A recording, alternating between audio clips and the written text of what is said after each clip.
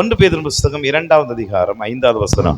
ஒன்று பேதுரு புஸ்தகம் 2வது அதிகாரம் 5வது வசனம் சொல்லுது, ஜீவனுள்ள கற்களை போல ஆவிக்கேற்ற மாளிகையாகவும் இயேசு கிறிஸ்து மூலமாய் தேவனுக்கு பிரியமான ஆவிக்கேற்ற பலிகளை செலுத்தும்படிக்கு பரிசுத்த ஆசாரிய கூட்டமாகவும் கட்டப்பட்டு வருகிறீர்கள். அல்லேலூயா. கைகளை வைத்து சொல்லுங்க பார்க்கலாம். அல்லேலூயா. ஆண்டவருக்கு மகிமை உண்டாகட்டும். இந்த வசனத்தின் பின்பகுதியிலே நீங்கள் வாசித்து பார்க்கும்போது, இயேசு கிறிஸ்து மூலமாய் தேவனுக்கும் பிரியமான ஆவிக்கேற்ற பலிகளை செலுத்தும்படிக்கு பரிசுத்த ஆசாரிய கூட்டமாயும் கட்டப்பட்டு வருகிறீர்கள். இந்த வேத வசனம் ஒரு காரியத்தை நமக்கு சொல்லுகிறது. நாம் எல்லாரும் கட்டப்பட்டு வருகிறோம் அப்படின்னு எழுதப்பட்டிருக்கிறது. நாம் எல்லாரும் கட்டப்பட்டு வருகிறோம். எப்படி கட்டப்பட்டு வருகிறோம் என்று எழுதப்பட்டிருக்கிறது? பரிசுத்த ஆசாரிய கூட்டமாய் நாம் கட்டப்பட்டு வருகிறோம். நீங்கள் 2வது அதிகாரம் 9வது வசனத்தை வாசிக்கும் போது அங்கே எழுதப்பட்டிருக்கிறது, நீங்களோ உங்களை அந்தகாரத்திலிருந்து தம்முடைய ஆச்சரியமான ஒளியினிடத்திற்கு வரவழைத்தவருடைய புண்ணியங்களை அறிவிக்கும்படிக்கு தெரிந்து கொள்ளப்பட்ட சந்ததியாகவும் ராஜரீகமான ஆசாரிய கூட்டமாயும் பரிசுத்த ஜாதியும் அவருக்கு சொந்தமான ஜனமாயும் இருக்கிறீர்கள். ஆண்டவர் நமக்கு ஆசாரியர்கள் என்கிற ஒரு அழைப்பை தந்திருக்கிறார். கர்த்தருக்கு ஸ்தோத்திரம். அல்லேலூயா.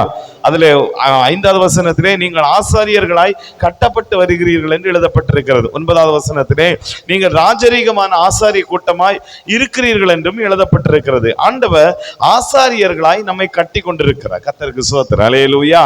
பழைய ஏற்பாட்டின் காலங்களிலே யார் ஆசாரியர்களா இருக்கணும் அப்படின்னா, லேவி கோத்திரத்தில் இருந்தவர்கள் மட்டும்தான் ஆசாரியர்களா இருக்கணும். எல்லாரும் ஆசாரியர்களா இருக்க முடியாது. லேவி கோத்திரத்தில் இருக்கிற எல்லாரும் தான் திருச்சபையிலே பணிவிடை செய்யணும், திருச்சபையை சுத்தி வேலை செய்யணும், அதுல ஆராதனை செய்கிறது எல்லாமே, பலியிடுகிறது எல்லாமே லேவி கோத்திரத்தில் உள்ளவங்க மட்டும்தான் இருந்தாங்க. ஆனா புதிய ஏற்பாடுல கர்த்தர் சொல்றாரு, எல்லாருமே ஆசாரியர்கள் என்று மாற்றி இருக்கிறார். கர்த்தருக்கு ஸ்தோத்திரம். அல்லேலூயா. அப்படின்னு நம்ம எல்லாரையும் ஆண்டவர் ப்ரமோஷன் வந்து உயர்த்தி இருக்கிறார். ஸ்தோத்திரம். அல்லேலூயா. ஆராதனையிலே நமக்கு ஒரு ப்ரமோஷன் கொடுக்கப்பட்டிருக்கிறது. அதை நீங்கள் இந்த வசனத்திலே வாசிக்க முடிகிறது. ஆசாரியர்கள் என்கிற ஒரு ப்ரமோஷன் தேவன் நமக்கு தந்திருக்கிறார். எதற்காக இந்த ஆசாரியர்கள் என்கிற ப்ரமோஷனை தந்திருக்கிறார்? 2வது அதிகாரம் 5வது வசனத்தை நீங்கள் வாசித்து பார்க்கும்போது அதில் எழுதப்பட்டிருக்கிறது, பலிகளை செலுத்தும்படிக்கு பரிசுத்த ஆசாரிய கூட்டமாய் கட்டப்பட்டு வருகிறீர்கள். ஆண்டவர் நம்ம ஏன் அழைச்சார், அல்லது ஏன் நம்ம எல்லாரையும் ஆசாரியர்களா மாற்றினார்னா, ஆசாரியர்களுக்கு ஒரு முக்கியமான வேலை இருக்கிறது. பழைய ஏற்பாட்டில் என்ன செய்வாங்கன்னா, அவங்க தான் பலியிடுவார்கள். அவை பல விதமான பலிகள் உண்டு. குற்ற நிவாரண பலி, தகன பலி, பாவ நிவாரண பலி, இப்படிப்பட்ட பல பலிகள் உண்டு.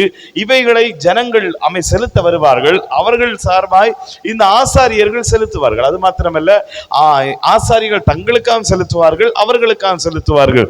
இது அவங்க நாட்களில் நடந்து கொண்டே இருக்கும் முக்கியமான வேலை.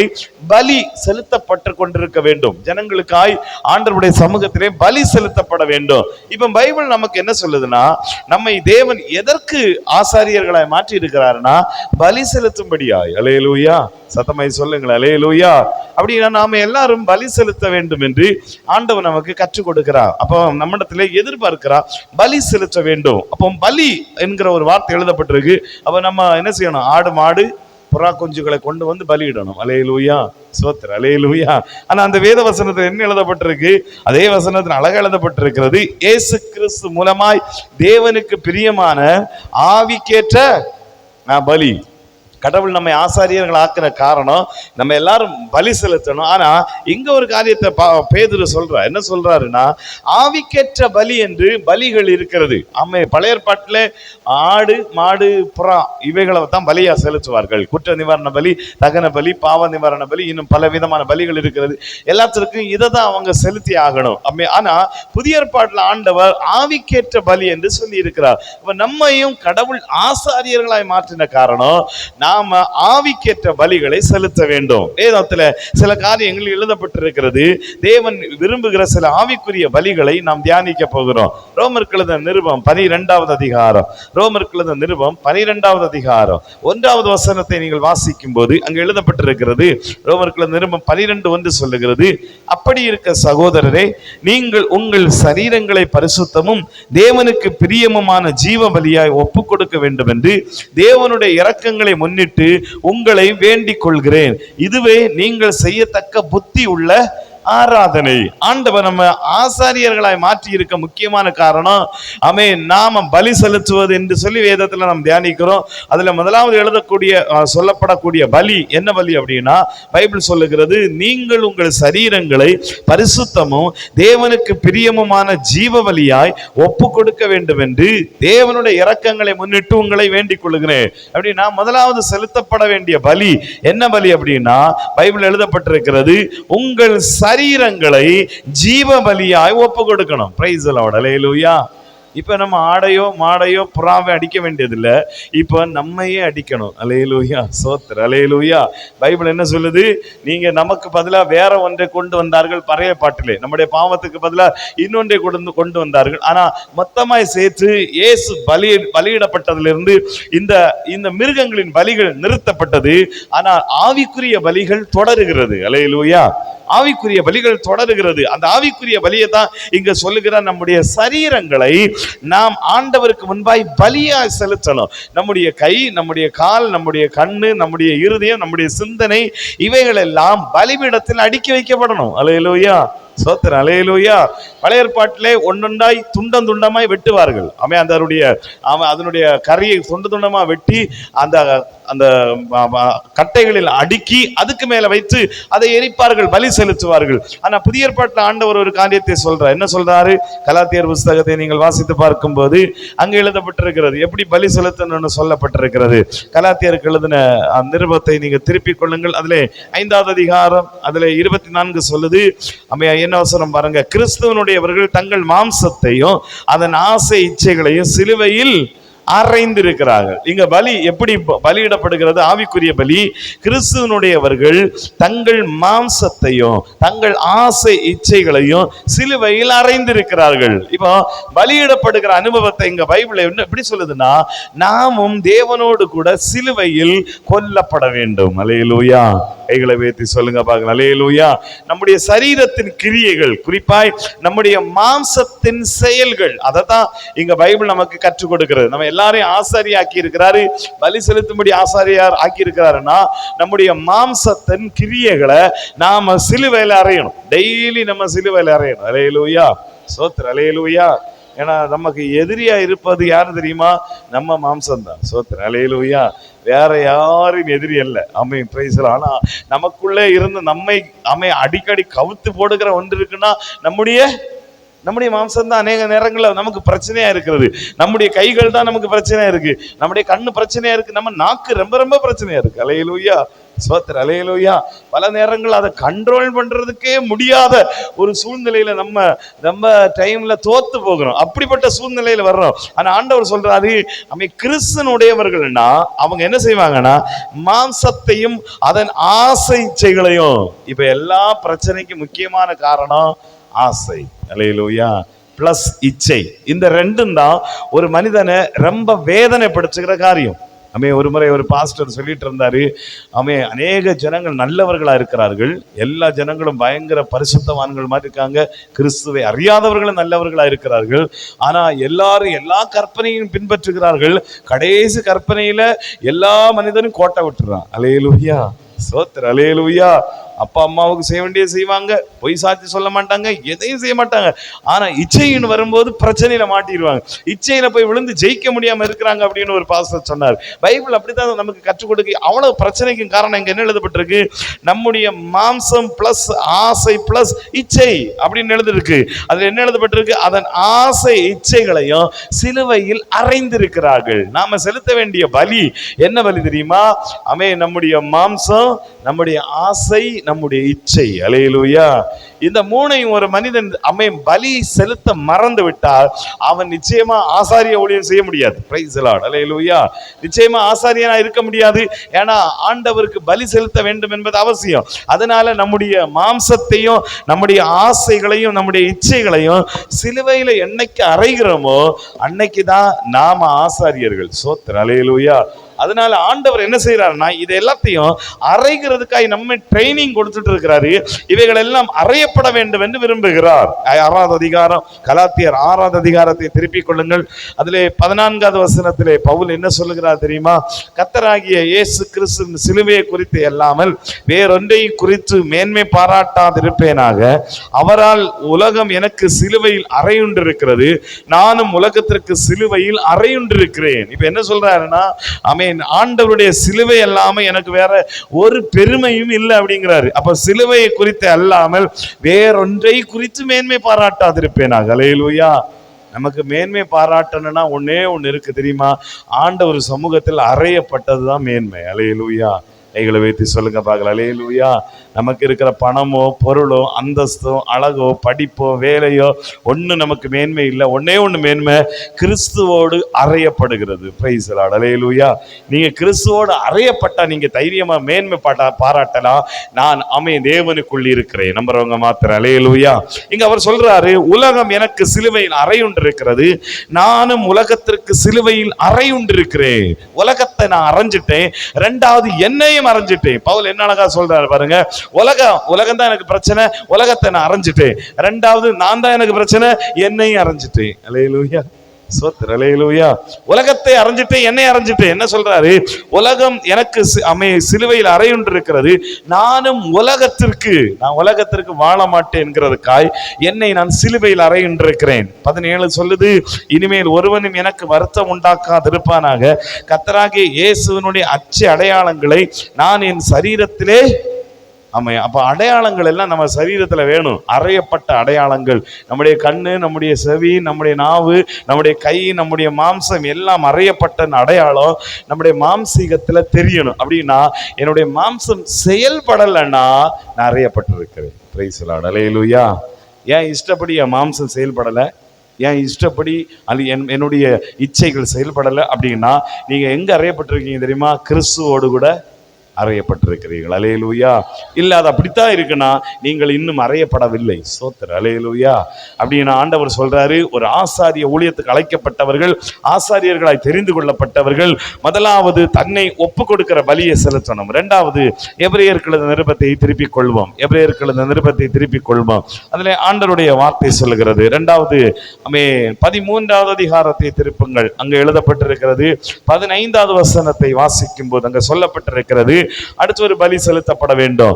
இவைகள் எல்லாம் டெய்லி செலுத்தப்பட வேண்டிய பலிகள். 13:15 சொல்லுது, ஆகையால் அவருடைய நாமத்தை துதிக்கும் உதடுகளின் கனியாகிய சோத்திர பலியை அவர் மூலமா எப்பொழுதும் தேவனுக்கு செலுத்த கடவோம். இரண்டாவது, ஒரு ஆசாரியனாய் இருந்தால் அந்த மனிதன் செய்ய வேண்டிய அடுத்த பலி என்ன பலி அப்படின்னா, அவருடைய நாமத்தை துதிக்கும் உதடுகளின் கனியாகிய சோத்திர பலியை அவர் மூலமா எப்பொழுதும் தேவனுக்கு செலுத்த கடவோம். எப்பொழுதும் என்று எழுதப்பட்டிருக்கிறது.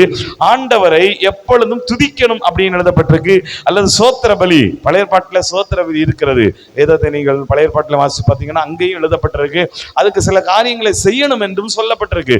சோத்திர பலியை இப்படி எல்லாம் செய்யணும் அப்படின்னு சொல்லப்பட்டிருக்கு. ஆனா இங்க ஆண்டவர் என்ன சொல்றாருன்னா, ஆவிக்குரிய பலியாய் மாற்றினதுக்கு அப்புறம் இந்த சோத்திர பலி எப்படி பாருது பாருங்க, ஆண்டவரை துதிக்கிற பலியாய் மாறுது. அல்லேலூயா.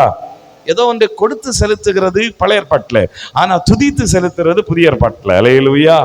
நாம வேற எதுவும் கொடுக்க வேண்டியதில்லை. ஆண்டவர் சொல்றாரு, சோத்திர பலிக்கு ஆராதிப்பதற்கு ஆண்டவர் சொல்ற நம்முடைய நாவுகளின் உதடுகளின் கனியாகிய சோத்திர பலி. வாய்களை திறந்த ஆண்டவரை நீங்க துதிக்க துதிக்க துதிக்க துதிக்க ஆண்டவர் சொல்றாரு, தேவனுக்கு முன்பாய் அது பலி மாதிரி தெரியுது. கர்த்தருக்கு சோத்திரம். அல்லேலூயா. கடவுளுக்கு முன்பாய் அவைகள் எப்படி கருதப்படுகிறது? நாம நினைக்கிறோம் கர்த்தரே சோத்திரம், ஆண்டவரே சோத்திரம்னு சொல்லும் போது நமக்கு சில நேரங்கள்ல ரொம்ப பெருசா தெரிகிறது இல்லை. அப்படித்தானே? Price the lord. அல்லேலூயா. துதிக்கிறது நமக்கு பெருசா தெரிகிறது இல்லை, ஆனா துதிக்கிறது கடவுளுக்கு பெருசா தெரியுதான். அல்லேலூயா. அப்போ அதுக்குதான் ஆண்டவர் நம்மை படைத்தார், உருவாக்கினா, இதுவரைக்கும் நடத்தினா, பிசாசின் கையில இருந்து எல்லாம் வாங்கி நம்ம கையில கொடுத்ததுக்கு எல்லாத்துக்குமே நோக்கம் என்ன தெரியுமா? தேவனை துதிப்பதற்காக. அல்லேலூயா. கைகளை உயர்த்தி சொல்லுங்க பார்க்கலாம். அல்லேலூயா. ஆண்டவருடைய வசனம் சொல்லுது, அவருடைய நாமத்தை துதிக்கணும். ஆண்டவருடைய நாமத்தை துதிக்கிற எந்த இடத்திலும் ஆண்டவர் வருவார். Praise the lord. அல்லேலூயா. ஆண்டவர் ஒரு காரியத்தை சொன்னார் பாருங்க, என் நாமத்தை பிரஸ்தாபப்படுத்துகிற எந்த ஸ்தானத்திலும் நான் வந்து உங்களை ஆசீர்வதிப்பேன். நீங்கள் யாத்திராகம புஸ்தகம் 20வது அதிகாரத்தை நீங்கள் வாசித்து பாருங்கள். யாத்திராகம புஸ்தகம் 20வது அதிகாரம் அதிலே 24வது வசனத்தை நீங்கள் வாசிக்கும் போது அங்கு எழுதுகிறார். ஆண்டவருடைய நாமத்தினால வேதம் என்ன சொல்லுது பாருங்க. 20வது அதிகாரம் யாத்திராகம புஸ்தகம் 20வது அதிகாரம் 24. மண்ணினாலே பலிபீடத்தை எனக்கு உண்டாக்கி அதன் மேல் உன் ஆடுகளையும் உன் மாடுகளையும் சர்வாங்க தகன பலியாகவும் சமாதான பலியாகவும் செலுத்துவாயாக. நான் என் நாமத்தை பிரசாபப்படுத்தும் எந்த சாணத்திலும் உன்னிடத்தில் வந்து உன்னை ஆசீர்வதிப்பே. அப்போ தேவன் நாமத்தை பிரசாபப்படுத்துகிற இடம் அப்படின்னு சொல்லியிருக்கிறாரு. அதுக்கு முன்னாடி என்ன சொல்றாரு பாருங்க, பலிகளை நீ செலுத்துவாயாக என் நாமத்தை பிரசாபப்படுத்துகிற எந்த ஸ்தானத்திலும். அப்போ இவங்க எதுக்கு பலி இட்டாங்க அப்படின்னா தேவ நாமத்தை வெளிப்படுத்துவதற்காய். பழைய ஏற்பாட்டு விசுவாசிகள் எல்லாம் பலி இட்டுட்டு ஏதாவது ஒரு நாமத்தை ஆண்டவருக்கு போடுவாங்க. யெகோவா ஷாலோம்பாங்க, எபினேசர் சொல்லுவாங்க, யெகோவா ஈரேன்னு சொல்லுவாங்க, ஏதோ ஒரு நாமத்தை சொல்லி துதிப்பாங்க. அப்ப இந்த பலிகள் எல்லாம் எதை குறிக்குது பாருங்க, பலிகள் எல்லாம் அவருடைய நாமத்தை உயர்த்துவதற்கு செய்யப்பட்டவைகள். அல்லேலூயா. கைகளை உயர்த்தி சொல்லுங்க பார்க்கலாம். அல்லேலூயா. அப்ப பலி செலுத்தப்பட வேண்டும் என்று ஆண்டவர் கொடுத்த கட்டளை எதற்கு அப்படின்னா கடவுளின் நாமத்தை உயர்த்துவதற்கா. இப்ப ஆண்டவர் சொல்றாரு, நீங்க அதையெல்லாம் செய்யண்டா, என் நாமத்தை நேரடியா உயர்த்திருங்க. அல்லேலூயா. இப்ப உங்களுக்கு புரியும் நினைக்கிறேன். ஒரு ஆடை மாடை புறாவை வெட்டி பலி செலுத்திட்டு ஆண்டவருடைய நாமத்தை சொல்லி யெகோவா ஷாலோமோ யெகோவா ஷம்மாவோ ஏதோ சொல்லி கர்த்தரை மகிமைப்படுத்தினாங்க. இப்ப ஆண்டவர் சொல்றாரு, இதெல்லாம் விட்டுரு.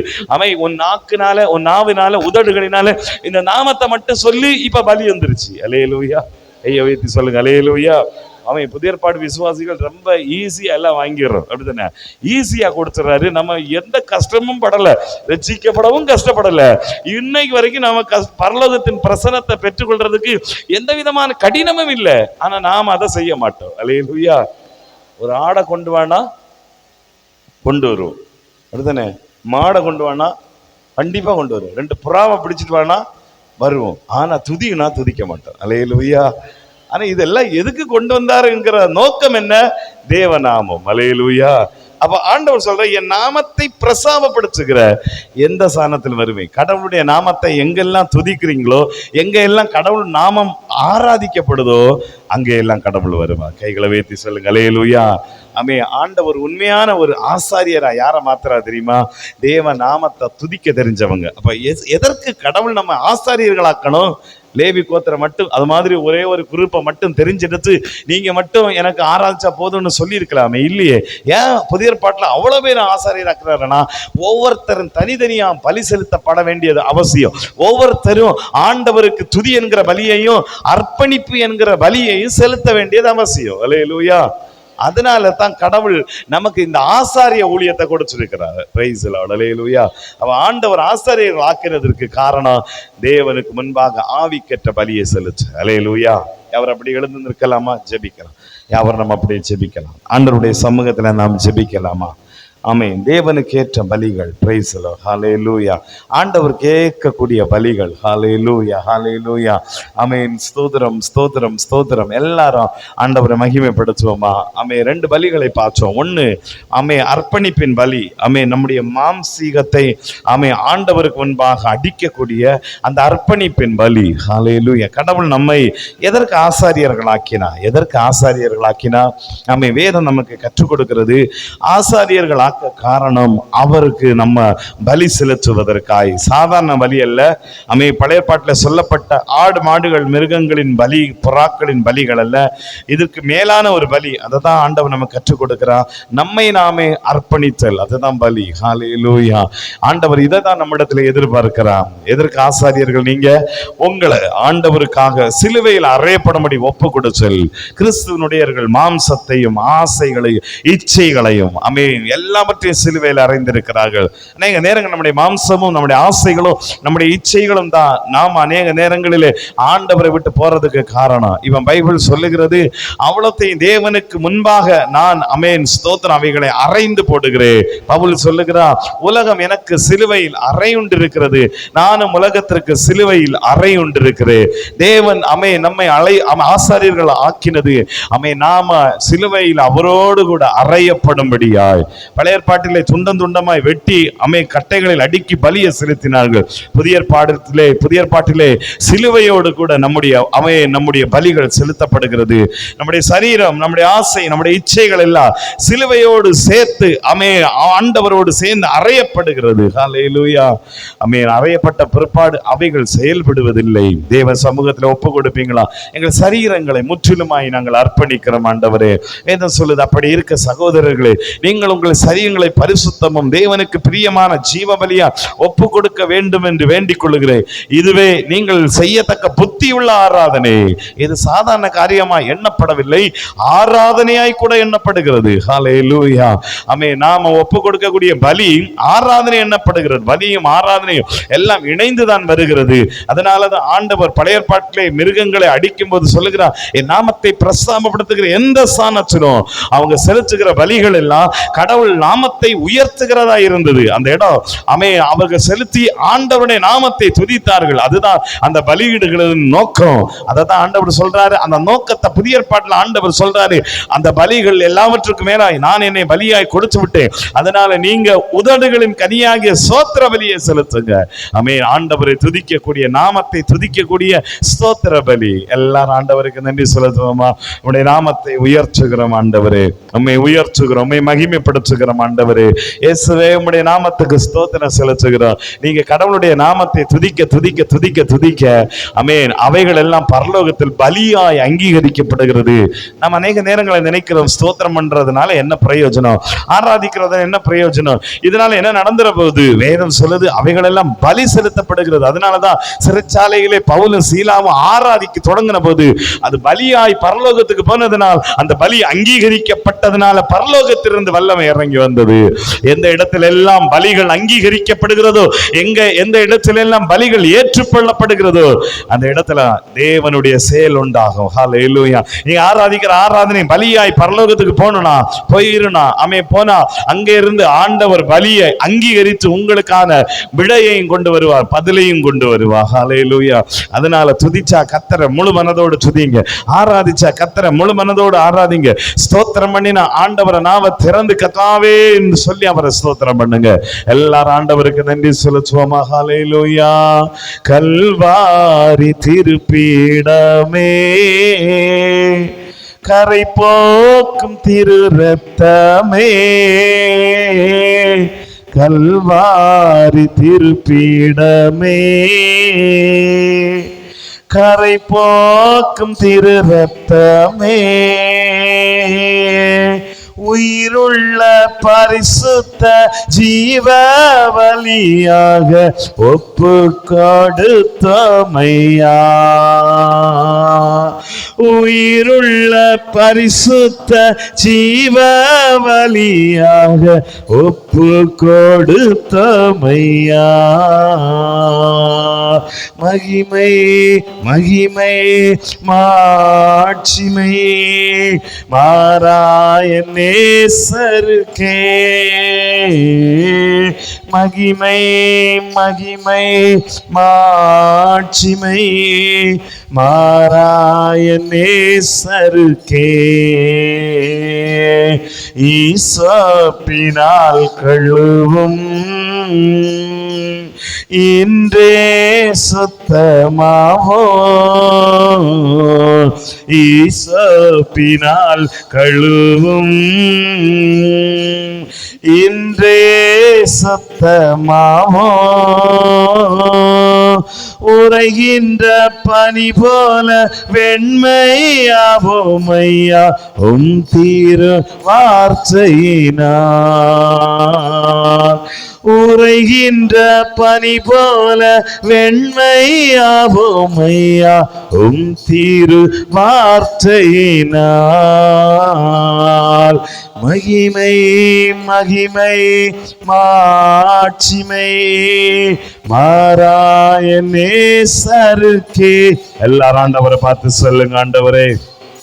எல்லாரும் ஆண்டவருடைய சமூகத்துல ஒப்பு கொடுப்பீங்களா? ஆண்டவரே எஸ்லோ நன்றி ஆண்டவரே, என் நேசருக்கே